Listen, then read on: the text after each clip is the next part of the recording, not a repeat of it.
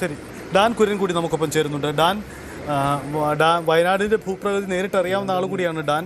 അവിടുത്തെ സാഹചര്യം എത്ര കണ്ട് ഇതാണ്? ഈ റോഡ് ദുരന്ത മേഖലയുമായി എത്ര കണ്ട് ബന്ധപ്പെട്ടതാണ്? ദുരന്തത്തിന്റെ വ്യാപ്തി ഇനിയും വലുതാവാനാണോ സാധ്യത? സജിത്ത്, ചൂരൽമലയിലെ വലിയ ദുരന്തമുണ്ടായ സ്ഥലത്ത് നിന്ന് ഏതാണ്ട് 5.5 കിലോമീറ്റർ അടുത്താണ് ഇപ്പോൾ ഈ മണ്ണിടിച്ചിൽ ഉണ്ടായിരിക്കുന്നത്. അവിടെ ഇന്ന് രാവിലെ മുതൽ കനത്ത മഴ പെയ്തുകൊണ്ടിരിക്കുകയാണ്. സംഭവം ഉണ്ടാകുന്ന സമയത്ത് ഈ മണ്ണിടിച്ചിൽ ഉണ്ടായ സ്ഥലത്തും അതിനോട് സമീപ സ്ഥലങ്ങളിലുമൊക്കെ ആളുകൾ കൂട്ടമായി കൂടി നിൽക്കുന്നുണ്ടായിരുന്നു.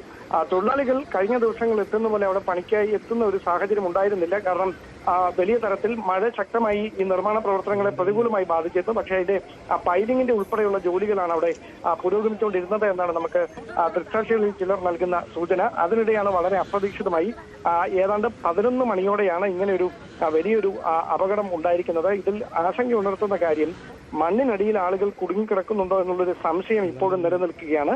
അതുകൊണ്ട് തന്നെയാണ് ഈ രക്ഷാപ്രവർത്തനത്തിന് NDRFന്റെ സാന്നിധ്യം അനിവാര്യമായി മാറുന്ന ഒരു ഘട്ടത്തിലേക്ക് കാര്യങ്ങൾ എത്തിയതും ഈ മണ്ണിനടിയിൽ ആളുകൾ കുടുങ്ങിക്കിടക്കുന്നുണ്ടോ എന്നൊരു സംശയമാണ്. മാത്രമല്ല, പ്രതികൂലമായ കാലാവസ്ഥ അങ്ങനെ തന്നെ അവിടെ തുടരുകയാണ്. അതിശക്തമായ മഴ വരുന്ന മണിക്കൂറുകളിലും ഉണ്ടാകുമെന്നാണ് അറിയുന്നത്. ഈ ഒരു മേഖലയിൽ കൂടുതൽ മണ്ണിടിച്ചിലിനുള്ള സാധ്യതയും നിലനിൽക്കുന്നുണ്ട്.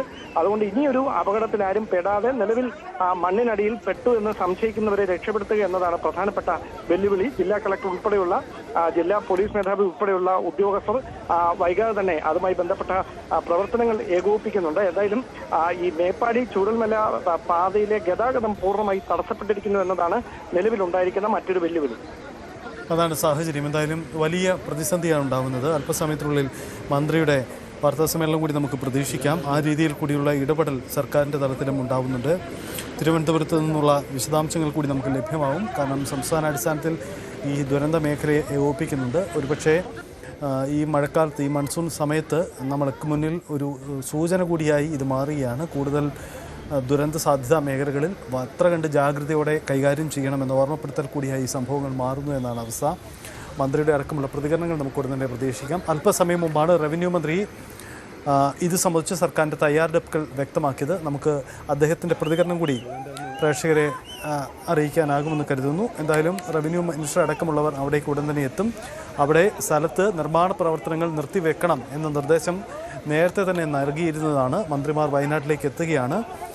അതാണ് സാഹചര്യം. ഒരു മരണം ഏറെക്കുറെ അവിടെ നിന്ന് സ്ഥിരീകരിക്കുന്നുണ്ട്. നമുക്ക് ആ മൃതദേഹം അവിടെ നിന്ന് എടുത്തുകൊണ്ട് പോകുന്ന ദൃശ്യങ്ങളടക്കം നേരത്തെ ലഭ്യമാവുകയും ചെയ്തതാണ്.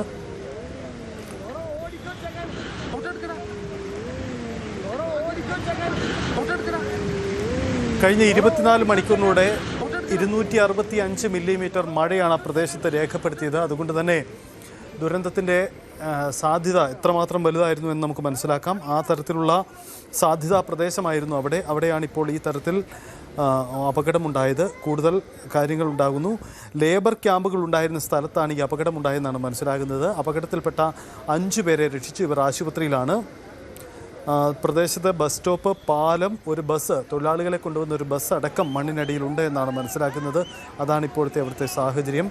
സർക്കാർ സ്ഥിതിഗതികൾ വിലയിരുത്തിയിട്ടുണ്ട്. മുഖ്യമന്ത്രിയും മന്ത്രി പി സിദ്ദിഖും ഉദ്യോഗസ്ഥരും യോഗം ചേർന്ന് വയനാട്ടിലെ സാഹചര്യങ്ങൾ വിലയിരുത്തി.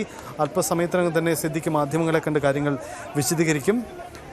ലേബർ ക്യാമ്പ് പൂർണ്ണമായി അപകടത്തിൽപ്പെട്ടോ എന്ന കാര്യത്തിൽ വ്യക്തതയില്ല. കോൺക്രീറ്റ് ഭാഗം ഉൾപ്പെടെ പൂർണ്ണമായി ഇടിഞ്ഞ് താഴെ എത്തിയെന്നാണ് വിവരം. ജയരാജ് ബത്തേരി ചേരുന്നു. ജയരാജ്, ഇപ്പോഴത്തെ അവസ്ഥയെ സംബന്ധിച്ചുള്ള അപ്ഡേറ്റുകൾ നമുക്ക് ലഭ്യമാവുന്നുണ്ടോ? അപകടത്തിന്റെ വ്യാപ്തി എത്രമാത്രം എന്നതിൽ വ്യക്തത വന്നു കഴിഞ്ഞോ? സജിത്ത്, അപകടം വലിയ രീതിയിലേക്ക് തന്നെയാണ് പോകുന്നതെന്നാണ് ഇപ്പോൾ നമുക്ക് മനസ്സിലാക്കാൻ കഴിയുന്നത്. കാരണം ഈ പറഞ്ഞ സ്ഥലത്ത് വലിയ രീതിയിലുള്ള മണ്ണിടിച്ചിലാണ് ഉണ്ടായിട്ടുള്ളത്. 2 പേരെ ആശുപത്രിയിൽ എത്തിച്ചു എന്നുള്ളൊരു വിവരമാണ് നമുക്ക് ലഭിക്കുന്നത്. അതുപോലെ തന്നെ കൂടുതൽ ആളുകൾ കുടുങ്ങിക്കിടക്കുന്നുണ്ടോ എന്നുള്ള ഒരു സംശയമുണ്ട്. NDRF ടീമിനോട് സ്ഥലത്തെത്താൻ വേണ്ടി മന്ത്രി നിർദ്ദേശിച്ചിട്ടുണ്ട് എന്നുള്ള കാര്യം ഇപ്പോൾ നമുക്കറിയുന്നുണ്ട്. എന്തായാലും നമുക്കറിയാം, കഴിഞ്ഞ 2 വർഷം മുമ്പ് ഈ ഭാഗത്തുണ്ടായ ഒരു ഉരുൾപൊട്ടൽ ഏറ്റവും വലിയ ഒരു ഉരുൾപൊട്ടൽ തന്നെയായിരുന്നു കേരളം കണ്ടതിൽ വെച്ച് തന്നെ. പക്ഷെ അതിനോട് ചേർന്ന കള്ളാടി എന്ന് പറയുന്ന സ്ഥലത്ത്, അതായത് ഈ തുരങ്കപാത നിർമ്മിക്കുന്ന സ്ഥലത്താണ് കഴിഞ്ഞ 2 ദിവസമായി ഇവിടെ കനത്ത മഴയാണ് പെയ്തുകൊണ്ടിരിക്കുന്നത്. ഇപ്പോഴും വലിയ രീതിയിൽ മഴ പെയ്യുന്നുണ്ടെന്നാണ് നമുക്ക് അറിയുന്നത്. ഒരു അരമണിക്കൂറിനുള്ളിൽ ഞാൻ സംഭവ സ്ഥലത്തേക്ക് എത്തും. എന്തായാലും ഇപ്പൊ നമുക്ക് കിട്ടുന്ന റിപ്പോർട്ടുകൾ ഇതാണ്. 2 പേരെ ആശുപത്രിയിൽ എത്തിച്ചിട്ടുണ്ട്. കൂടുതൽ ആളുകൾ കുടുങ്ങിയിട്ടുണ്ടോ എന്നുള്ള ഒരു സംശയമുണ്ട്. അതിന്റെ തന്നെ JCB ഒക്കെ ഉപയോഗിച്ചുള്ള തെരച്ചിൽ നടക്കുന്നുണ്ട്. അതോടൊപ്പം തന്നെ നിരവധി വണ്ടികളും ഉള്ളിൽ കുടുങ്ങിയിട്ടുണ്ടോ എന്നുള്ള ആശങ്കയൊക്കെ പറയുന്നുണ്ട്.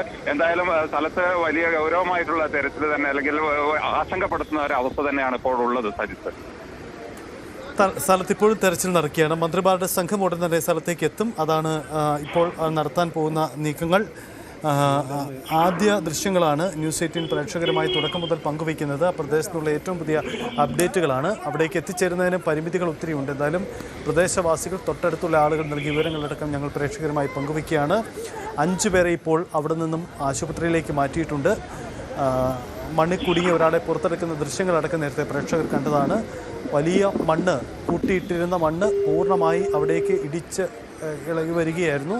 ഒരു ലേബർ ക്യാമ്പിൻ്റെ പ്രദേശത്തേക്കാണ് മണ്ണിടിച്ചിലുണ്ടായത്. ലേബർ ക്യാമ്പ് പൂർണ്ണമായും മണ്ണിനടിയിലേക്ക് പോയോ എന്ന കാര്യത്തിൽ വ്യക്തത ഉണ്ടായിട്ടില്ല.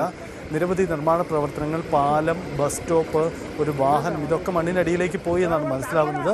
ഇവിടങ്ങളിൽ ആളുകളുണ്ടായിരുന്നു, അതല്ലെങ്കിൽ എല്ലാവർക്കും ഓടി മാറാൻ കഴിഞ്ഞു എന്നതും പ്രധാനപ്പെട്ട കാര്യമാണ്. നമുക്കറിയാം, മണ്ണിടിഞ്ഞ് വീണ് കൊണ്ട് കാണിക്കുന്ന ഈ ദൃശ്യത്തിൽ തന്നെ ആളുകൾ അവിടുന്ന് ഓടി മാറുന്നത് കാണാം. ഒരു സ്ത്രീ അടക്കം അവിടുന്ന് ഓടി മാറുന്നതായി നമുക്ക് ആ ദൃശ്യങ്ങൾ കാണാൻ കഴിയുന്നുണ്ട്. ഭാഗ്യത്തിന് മാത്രം രക്ഷപ്പെട്ടവരാണ് അവിടെ കാരണം നോക്കൂ, അവർ നിന്ന സ്ഥലത്തേക്കാണ് ആ മണ്ണ് വന്ന് വീണ് പതിക്കുന്നത്. പൂർണ്ണമായും ആ മണ്ണ് വന്ന് അവിടെ മൂടപ്പെടുകയാണ് ഉണ്ടായത്.